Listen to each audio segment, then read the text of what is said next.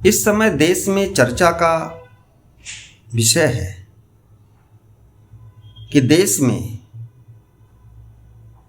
अवैध नागरिक जो है वो देश का वैध मतदाता न बनने पाए, वो देश की चुनावी प्रक्रिया को प्रभावित न करने पाए।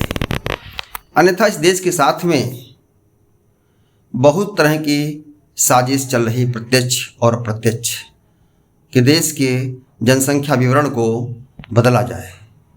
राजनीतिक प्रक्रिया में वर्ग विशेष की हिस्सेदारी बढ़े, उचित है, बढ़ना चाहिए उसके हिसाब से, लेकिन अवैध तरीके से बढ़े। बहुत सारे दल, बहुत सारे लोग इस देश के राष्ट्रीयता के साथ, संविधान के साथ और सरकार के शासन की कमजोरियों का लाभ उठाते हुए कुछ अवैध बांग्लादेशी, बर्मा के रोहिंग्या आदि को इस देश में सही नागरिक बनाने का प्रयास किया जा रहा है। उनका आधार कार्ड, उनका निर्वाचन कार्ड, उनका राशन कार्ड बनवा दिया जा रहा है। और देश की न्यायपालिका भी कहीं ना कहीं से जब कोई मुद्दा जाता है तो उनके पढ़ने के लिए, उनके खाने पीने की व्यवस्था के लिए बहुत ज़्यादा उनकी सुविधा ही प्रदान कर देती है कि हाँ पढ़ने दिया जाए, उसको इस आधार पर एडमिशन ले लिया जाए कि उसके पास आधार कार्ड है।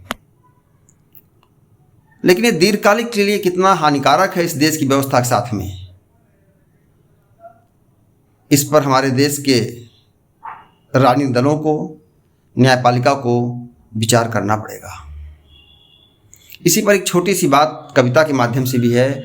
अवैध व्यक्ति वैध नागरिक ना होने पाए, आज सुप्रीम कोर्ट ये तय करे। एक देशभक्त नागरिक की मांग है, संविधान की व्याख्या करने वाली न्यायपालिका सच्चा न्याय करे। अवैध बांग्लादेशी रोहिंग्या देश में घुसने ना पाए, घुस आए जो वो राजनीति में, लोकतंत्र में वोट न देने पाए। राजनीति की कुर्सी का चीटा बनने को आतुर कुछ लोगों ने इनके आधार, निर्वाचन, राशन कार्ड बनवाए हैं। अपने ही इन्हें पढ़ने के लिए कुछ लोगों ने व्यवस्था करवाए हैं। देश के साजिश के शक में सभ्यता संस्कृति के हित में संविधान का सही उपयोग करें, दुरुपयोग न होने पाए। व्यक्तिगत मंशा के तहत लोकतंत्र की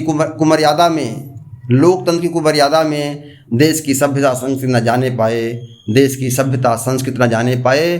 अवैध नागरिक देश का वैध नागरिक ना होने पाए। माननीय न्यायालय तय करे, इस पर आज विचार करें। नमस्कार साथियों, मीडिया गुरुकुल लाइक, सब्सक्राइब और शेयर।